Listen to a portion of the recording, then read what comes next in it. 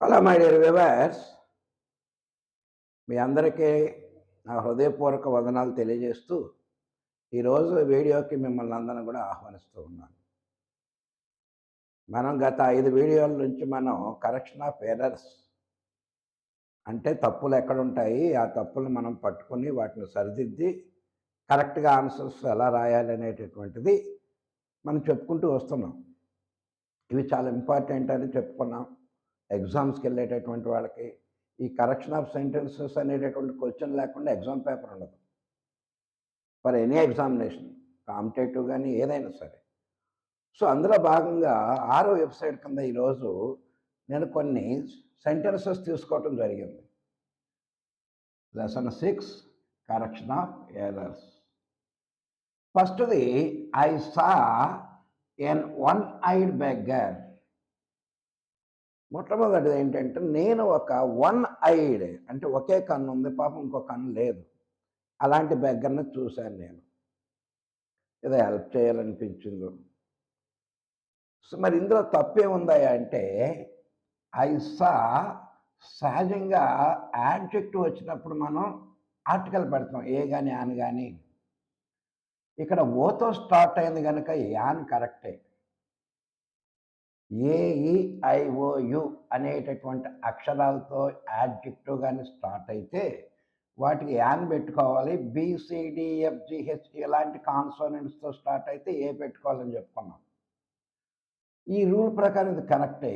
కానీ వన్ అనేటటువంటి సౌండ్ వచ్చినప్పుడు 1 రూపీ, వన్ ఐడ్ మ్యాన్ ఇలా వచ్చినప్పుడు యాన్కి బదులుగా ఏ పెట్టాలి. అంటే ఏంటి, ఇప్పుడు ఇక్కడ I saw a one eyed beggar, ఒకే ఒక కన్ను కలిగినటువంటి బెగ్గర్. అంటే ఇక్కడ ఆర్టికల్ ఫాల్ట్ అన్నమాట. ఏ అంది ఆర్టికల్స్ అన్నాం. ఈ ఏనేమో కాన్సోనెంట్ సౌండ్స్తో వచ్చేది, బి నుండి జెడ్ వరకు, ఏఈఐఓలు కాకుండా. యాన ఏఈఐఓలకి ది డెఫినెట్ ఆర్టికల్ చాలా ఆర్టికల్లో వస్తుంది కనుక అది తర్వాత సంగతి. సో ఈ విధంగా ఇక్కడ యాన్కు బదులుగా ఏ అనే ఆర్టికల్ ఉపయోగించబడింది. రెండవది చూడండి, he understood the most inner meaning. అతను అర్థం చేసుకున్నాడు. ఇన్నర్ మోస్ట్ మీనింగ్ అంటే అందులో ఉన్న భావ బాగా అది నిగూఢమైనటువంటి భావాన్ని అతను అర్థం చేసుకున్నాడు. చాలామందికి అర్థం కానటువంటి విషయాన్ని ఇక్కడ మనం he understood the most inner meaning, చాలా అందులో గ్యాప్ ఉన్నటువంటి మీనింగ్ని వాడు అర్థం చేసుకున్నాడని చెప్పాడు. ది మోస్ట్ ఇన్నర్ కాదు, ద ఇన్నర్ మోస్ట్. ఈ మోస్ట్ వెనక్కి వెళ్ళాలి, ఇన్నర్ ఇక్కడ ముందుకు రావాలి. అంటే ఏంటనమాట, ఇన్నర్ మోస్ట్. అంతేకాదు మోస్ట్ ఇన్నర్ కాదు. In inner inner most, out outer outer most, high higher highest, beautiful more beautiful most beautiful. ఈ విధంగా యాడ్జెక్టివ్లో డిగ్రీస్ ఉన్నాయి మనకి, పాజిటివ్, కంపారిటివ్, సూపర్లేటివ్ అని. ఇది సూపర్లేటివ్ కనుక ఇన్నర్ మోస్ట్ అని రాలి, అంతేకాని మోస్ట్ ఇన్నర్ అని రాకూడదు. అంటే ఇక్కడ ఏంటి, యాడ్జెక్టివ్ సంబంధించినటువంటి ఎర్రర్ అనమాట. I am cleverer than him and her. నేను హిమ్ అతని కంటే, హర్ ఆమె కంటే తెలివైన వాడిని. ఇది కూడా కంపారిజన్ చూపిస్తుంది. నేను అతని కంటే మరియు ఆమె కంటే తెలివైన వాడిని. దాని ఎప్పుడైతే ఉందో అది కంపారిజన్. ఒక వ్యక్తిని ఇద్దరు ముగ్గురు వ్యక్తులతో కానీ, ఒక వ్యక్తిని ఇంకో వ్యక్తి కానీ పోల్చేటప్పుడు ఇది కరెక్టే. కానీ ఈ దాని తర్వాత ఇలాంటి ప్రొనౌన్స్ రావు. ఇవి హిమ్, హర్, ఇవి ఆబ్జెక్టివ్ టైప్ ప్రొనౌన్స్. వాటికి బదులుగా పర్సనల్ ప్రొనౌన్స్ రావాలి. అంటే హిమ్ అనేది ఏమవుతుంది, ఇక్కడ హీ అవుతుంది. అలాగే హర్ అనేటటువంటిది ఏమవుతుంది, షీ అవుతుంది. అంటే ఏంటి, I am cleverer than he and she. సహజంగా వెర్బ్ దాటిన తర్వాత ఈ ఐ హీ ఐ మీ అవుతుంది, హీ హిమ్ అవుతుంది, ఆ రూల్. కానీ కంపారిటివ్లోకి మాత్రం ఇక్కడ ఎలా ఉంటే అలాగే ఉంచాలి. అట్లా మిగతా ప్రొనౌన్లోకి మనం కన్వర్ట్ చేయకూడదు. Next, children's are playing in the ground. పిల్లలు గ్రౌండ్లో ఆడుతున్నారు. సహజంగా చైల్డ్ అంటే బిడ్డ ఒకడు. చిల్డ్రన్ అంటే బహువచనం బిడ్డలు. మళ్ళీ దానికి ఎస్ చేర్చడం దేనికి? చిల్డ్రన్ అంటేనే బహువచనం. మరి అలాంటప్పుడు ఎస్ ఎందుకు? Children are playing in the ground అంటే ఏకవచనం బహువచనాలు సంబంధించి. చిల్డ్రన్ అంటేనే బహువచనం, మళ్ళీ దానికి ఎస్ చేర్చవలసిన మళ్ళీ బహువచనం అని. అన్నిటికీ చారదు. బాయ్ ఉంది, బాయ్స్కి ఎస్ చేర్చాం, అది పర్వాలా, ఇక్కడ కాదు. సో ఇది నెక్స్ట్. ఈ హ్యాస్ 2 వైఫ్స్. అతనికి 2 భార్యలు ఉన్నారు. సరే, ఇది తీసుకోవచ్చా తీసుకోకూడదా సెంటెన్స్ అంటే కామన్గా ఈ రోజుల్లో చాలా ఆథరైజ్డ్గా ఒకరు ఉంటున్నారు, అనాథరైజ్డ్గా చాలామంది ఉంటున్నారు. అది చట్టమే మనం ఏం చేయలేకపోతుంది, కనుక మనం చెప్పుకోవటం తప్పేం లేదు. ఈ హ్యాస్ 2 వైఫ్స్. వైఫ్ అంటే భార్య. అతడు హ్యాస్ కలిగి ఉన్నాడు 2 భార్యలని. ఏంటండి ఇందులో తప్పు? వైఫ్ అనే దానికి బహువచనం ఎస్ చేరితే రాదండి. ఈ రూల్ ఏంటంటే పదాలకు చివర ఎఫ్ కానీ ఎఫ్ఈ కానీ ఉంటే ఆ ఎఫ్ మరియు ఎఫ్ఈలను తొలగించి విఈఎస్ చేర్చవలను అని ఏకవచనాన్ని బహువచనంలో మార్చడానికి ఒక రూల్ ఉంది. ఏకవచనాన్ని బహువచనంలో మార్చడానికి రూల్ ఉంది. ఏంటి ఆ రూలు? పదాలకు చివర ఎఫ్ మరియు ఎఫ్ఈ ఈ 2 ఉంటే 2 తీసేయాలి. అంటే ఇక్కడ ఏమొస్తుంది అంటే వైవ్స్ అని వస్తుంది అనమాట. అంతేగాని వైఫ్స్ అని అనకూడదు బహువచనం మనం. ఇప్పుడు ఫర్ ఎగ్జాంపుల్ ఇక్కడ లీఫ్ తీసుకోండి, వాటి ఎఫ్ ఒకటే ఉంది, ఆ ఎఫ్ తీసేయండి. లీవ్స్ అని పెడుతున్నాం కదా, విఈఎస్. సో ఈ విధంగా ఈ హ్యాస్ 2 వైఫ్స్ అనేటటువంటి దాన్ని ఎఫ్ఈ తీసేసి విఈఎస్ చేస్తారు. ఇక next, he served many curries. అతడు చాలా కర్రీస్ నాకు సర్వ్ చేశాడు, వడ్డించాడు. సో ఇక్కడ చూడండి, హీ సర్వ్డ్ మెనీ కర్రీస్. ఇది కూడా ఏకవచనం బహువచనం మార్చే రూలే. పదాలకు చివర కానీ వై ఉంటే సహజంగా ఇది కర్రీ CURRY, దాన్ని బహువచనం చేయటం ఎస్ పెట్టాం, మనకు తెలిసిన రూల్ ప్రకారం పెట్టకూడదు. మరి ఏం పెట్టాలి? పదాల చివర వై ఉండి వైకి ముందు హల్లు కానీ ఉన్నట్లు రూల్ చాలా చాలా జాగ్రత్తగా వినాలండి. కర్రీ, బేబీ, లారీ ఇలా చివరిలో వై ఉంటుంది. వైకి ముందు హల్లు ఉండాలి, అంటే BCD AIL కాకుండా. అలాంటప్పుడు ఈ వైని తొలగించి IES చేర్చాలి.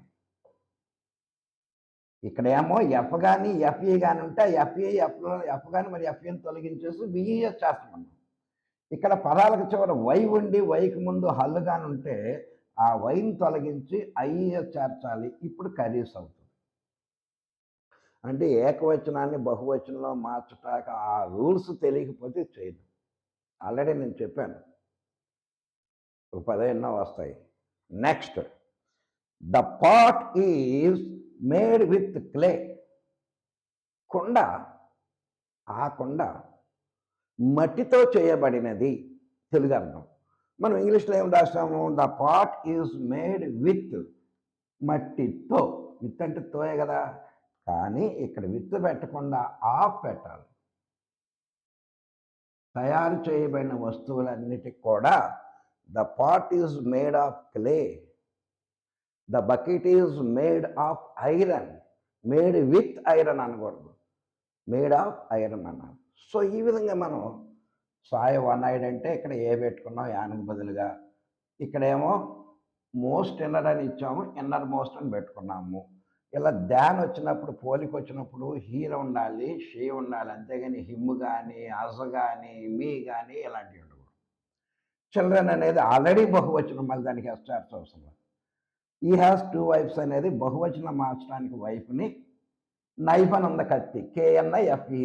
ఆ ఎఫ్ఈ ఉంది, దాని నైవ్స్ అంటాం. పలకటం కూడా చాలా జాగ్రత్త. ఆ విధంగా విఈఎస్ చేస్తే వైఫ్స్. ఇది కూడా అంతే, పదాల చివర వై ఉండి వైకి ముందు హల్లు ఉంటే IES చేస్తారు. ద పాట్ ఈజ్ మేడ్ విత్కి బదులుగా మేడ్ ఆఫ్ అని మనం పెట్టుకోవాలన్నమాట. ఇంకొంచెం చూడండి, మరి ఇంకొన్ని తీసుకోవటం జరిగింది ఈ రోజుకి. ద జడ్జ్ గేవ్ ఆర్డర్ అంటే తీర్పిచ్చాడని. ఆర్డర్ అంటే ఏంటంటే తీర్పిచ్చాడు అన్నది. ఎప్పుడు కూడా ఆర్డర్‌ని ఎప్పుడు కూడా మనం ఏకవచనంలో పెట్టకూడదు. The judge gave orders. Order అంటే సుత్తితో ఆయన కొడతా ఉంటాడు. ఆర్డర్, ఆర్డర్ అని. ఆర్డర్ కాదు కదా! తీర్పిచ్చాడనమాట. అది. Next he was knocked on by a lorry.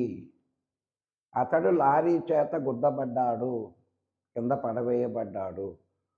So, సహజంగా లారీ గుద్దితే పైకెళ్తే కిందే పడతాడు కనుక ఇక్కడ డౌన్ పెట్టుకోవాలి. He was knocked down by a lorry. On కాదు. డౌన్ అనేటటువంటిది. ఆన్ అన్న ప్రిపోజిషనే, డౌన్ అన్న ప్రిపోజిషనే. Next the king said cut his head. రాజు చెప్పాడట. ఏమని? ఆడ తల తీసేయండి రా అని. రాజు చెప్తాడేంటి? తల తీసేయమనే కోపంగా అనే మాట. సో, ఇక్కడ మనకు సెడ్ బదులుగా ఏమి రావాలి? మొత్తం సెడ్‌గా బదులుగా ఆర్డర్డ్ అని రావాలి. ఆర్డర్డ్. తర్వాత ఇక్కడ టు పెట్టుకోవాలి. సరే, ఇదంతా తీసేసి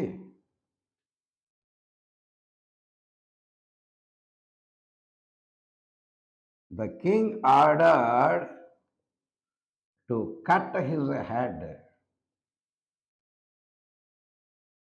ఇలాంటి ఆర్డర్స్ కానీ, కమాండెడ్ కానీ ఇలాంటివి వచ్చినప్పుడు, రిక్వెస్ట్‌లు గాని వచ్చినప్పుడు వెర్బ్‌కి ముందు టు పెట్టుకొని మిగతాదంతా రాసేయటమే. ద కింగ్ ఆర్డర్డ్ తల నరికేయమని టు కట్ అనేటటువంటి టు ఇన్ఫినిట్ మనం పెట్టుకోవాలన్నమాట. Next they are going to Andaman islands. వాళ్ళు అండమాన్ ఐలాండ్స్‌కి వెళ్తున్నారు. ఇది ఆర్టికల్ ప్రాబ్లమే. సహజంగా దీవులకు కానీ, 2, 3 పదాలు కలిగిన దేశాల పేర్లు గానీ, ఇలాంటి వాటికి మనం ది కంపల్సరీగా పెట్టుకోవాలి. అండమాన్ ఐలాండ్స్ అనేటటువంటిది ఒకటి కాదు కనుక ఇక్కడ కంపల్సరీగా ది పెట్టుకోవాలి. ఏ పెట్టకూడదు. ఒకటి కాదని ఎక్కువ. సో, ఇక్కడ ఆర్టికల్ ఫాల్ట్ అనమాట. ది పెట్టు. Next he is nice braid. ఈ బ్రైడ్‌కి, బ్రైడ్ గ్రూమ్‌కి తేడా తెలీదు చాలామందికి. బ్రైడ్ అంటే పెండ్లి కుమార్తె. బ్రైడ్ గ్రూమ్ అంటే పెండ్లి కుమారుడు. So, he is nice braid అంటే ఇక్కడ అమ్మాయి అని అర్థం అనమాట. కనుక ఇక్కడ హీ వచ్చింది కనుక బ్రైడ్ గ్రూమ్. గ్రూమ్ అంటే చీపురు కట్ట అని కూడా అర్థం ఉంది. మరి అందుకే బ్రైడ్ గ్రూమ్ అన్నారేమో. చీపురు కట్టతో తుడుచుకోరా మరి ఏ అర్థమో తెలియదు కానీ మనకి బ్రైడ్ గ్రూమ్ అంటే పెండ్లి కుమారుడు. ఇక్కడ హీ వచ్చింది కనుక. అదే ఇక్కడ షీ వచ్చింది అనుకోండి, అక్కడ బ్రైడ్ అని పెడితే సరిపోతుంది. అంటే ఇక్కడ ఎస్ పెట్టామనుకోండి, ఇది తీసేయాలి. ఓకేనా? He the goose are in the pond. Goose అంటే బాతులు. మనం నీటిలో తిరుగుతూ ఉంటాయి కదా బాతులు. ఇక్కడ మనకు ఈ గూస్ అనేటటువంటిది ఆర్ అని వచ్చింది ఇక్కడ. అంటే ఇది బహువచనం అన్నమాట. కానీ గూస్కి బహువచనం ఇది కాదు. GOOSEని మనం GEESE గీస్ అనాలి. గూస్ అంటే బాతు, గీస్ అంటే బాతులు. అర్థమైందండి? సో, ఎందుకని ఇక్కడ ఆర్ వచ్చింది కనుక ఇది ఏకవచనాన్ని బహువచనానికి ఎస్లో వైలు ఐలు ఏమీ చేర్చవసరంలా. ఇందులో ఉన్న 2 ఓళ్ళు 2 ఈల కింద చేసేయండి. ఫర్ ఎగ్జాంపుల్ ఇక్కడ మనకు ఫుట్ అని వచ్చింది. పాదము. దాన్ని బహువచనంలో మార్చాలంటే 2 ఓళ్ళు 2 ఈలు చేసేయండి. ఫీట్. అలాగే tooth దంతము.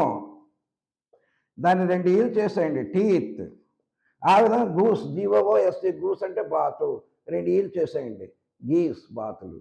Next we enjoyed at the party. మేము పార్టీ దగ్గర చాలా బాగా ఎంజాయ్ చేశాము.